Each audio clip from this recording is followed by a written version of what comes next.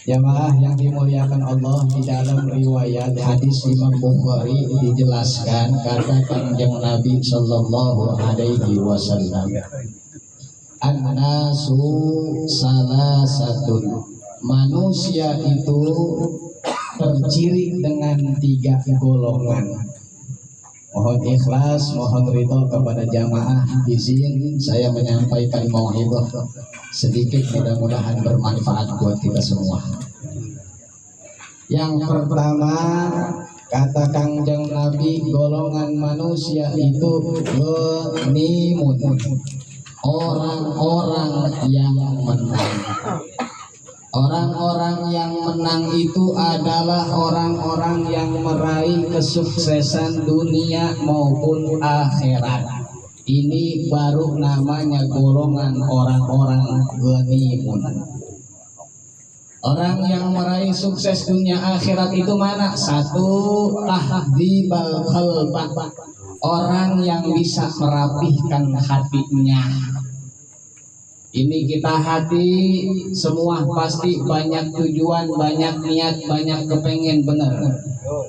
Semua segala apapun yang kita langkahkan kaki dan tangan kita, kalau enggak ada hati mual bergerak. Karena akal itu cuma bisa menentukan, tapi hati yang menggerakkan. Yang pertama, hati itu kudu bersih dari apa? Sifat iri. Sifat iri ini terkadang suka ada di manusia, yang kalau orang kepunya apa suka orang demen kita. Nah, maka ini kita harus belajar apa? Menata hati. Ketika orang punya motor, kita gembira, alhamdulillah RW udah punya motor. Tuh. Yang kedua, ketika kita punya tetangga, dusun punya mobil, alhamdulillah dusun punya mobil, bunga kita bahagia. Itu baru namanya orang yang meraih kemenangan, disebutnya ghanimun. Bagian ganda kan masih odong-odong dulu ke mobil-mobil. Yang penting kita bisa menata hati, jangan sampai kita punya sifat iri, orang punya apapun kita begah. Akhirnya ujung-ujung begah, sesak napas, dirongsen sama dokter. Ketika dirongsen munculnya bukan paru-paru tapi motor sama mobil. Mengapa ngulatin? Maka ini mudah-mudahan kita semua bisa belajar menata hati agar kita semua meraih menjadi orang-orang yang menang. Amin ya robbal alamin. Ada lagi tingkatan yang paling bahaya mana? Habis iri timbullah dengki. Udah nggak suka, niatnya bagaimana? Jangan sampai ini ya, dusun punya mobil kita hancurin malam-malam, mobil kita putuskan bannya tuh. Ya, jamaah yang dimuliakan Allah, maka ini hati-hati kalau orang udah punya sifat dengki, bahaya. Bahkan saya pernah baca di dalam kitab Irsyadul Ibad, dijelaskan bahwasannya ulama menerangkan bahwa setiap doa orang-orang itu diprospek dulu di setiap langit pertama, langit kedua sampai langit ketujuh. Ketika diprospek dari malaikat-malaikat, sholatnya bagus, ngajinya rajin, puasanya hebat, sedekahnya banyak, tapi di mana hati itu ada sifat iri dan dengki, kata malaikat, pulangkan kembali itu amal, enggak diterima sama Allah. Maka ini harus kita belajar menata hati, jangan sampai kita punya sifat dengki. Bahkan di dalam kitab komik Tughyan Al-Hasud, la yahsudu abada, orang yang mempunyai sifat dengki maka tidak akan pernah sukses selamanya.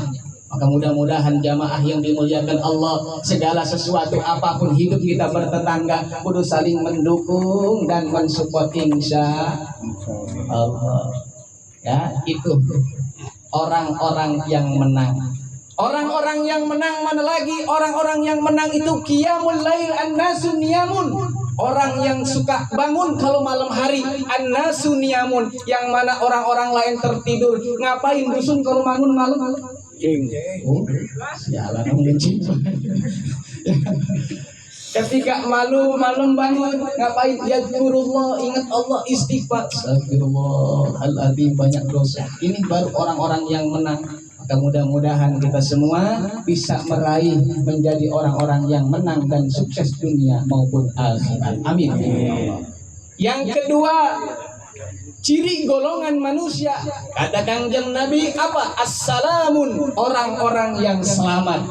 Orang-orang yang selamat itu mana? Hibdul lisan, orang yang menjaga lisan.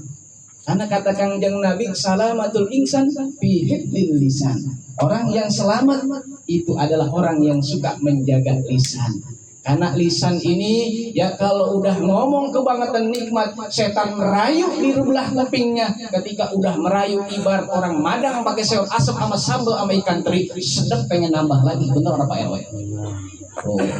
Kalau udah ngomong ujung-ujungnya gibah, kalau udah ngomong ujung-ujungnya namimah. Nah ini yang harus kita hati-hati. Kenapa? Karena lidah itu kalau udah kebangetan nikmat ngomong, pasti banyak setan merayu kita. Maka kalau kita udah kebangetan nikmat ngomong, udah stop pelan-pelan. Ya kita berhenti, takutnya ujung-ujungnya apa? Nanti banyak yang tidak manfaatnya. Terus yang ketiga, golongan manusia kata Kangjeng Nabi sajibun, orang-orang yang binasa. Ini yang paling bahaya. Orang-orang yang binasa itu mana? Alladzi yahudu fil batil. Yang mana ini orang yang tidak bisa menjaga lisannya daripada menyakiti orang. Maka kalau kita ngomong kudu dipikir dulu Bapak sekalian jamaah yang dimuliakan Allah. Takutnya apa? Orang tersinggung, tersindir. Betul? Beda lagi kalau guru yang ngomong mah. Ya, kalau ulama ngomong di sebuah panggung, ulama ngomong di sebuah mauidhah, ulama ngomong di sebuah majlis taklim, gandaga itu agak sedikit tersindir dan tersinggung, itu adalah obat buat kita semua. Emang yang namanya obat mah pahit, benar. Tapi kadang-kadang pahit itu bisa menyembuhkan, Pak. Kenapa benar? Ya, maka kita kudu terima. Kenapa? Karena itu obat dari guru kita. Insya Allah mengobati apa yang ada di dalam penyakit diri kita. Tuh. Di dalam kitab Al-Mustadrak ada sahihin yang mana dijelaskan ada salah satu laki-laki inna fulanata yang datang kepada Kangjeng Nabi ngomong, wahai Rasulullah, inna fulanata yadhkuru min kasrati salatiha wasyamiha wassadaqatiha. Ada salah satu perempuan yang hebat puasanya, hebat ngajinya, hebat sedekahnya. Terus laki-laki ini nanya lagi kepada Rasulullah, apakah dia diterima amal ibadahnya ya Rasulullah? Apa kata Rasulullah? Hiya finnar. Kenapa? Tuji jironaha bil lisaniha.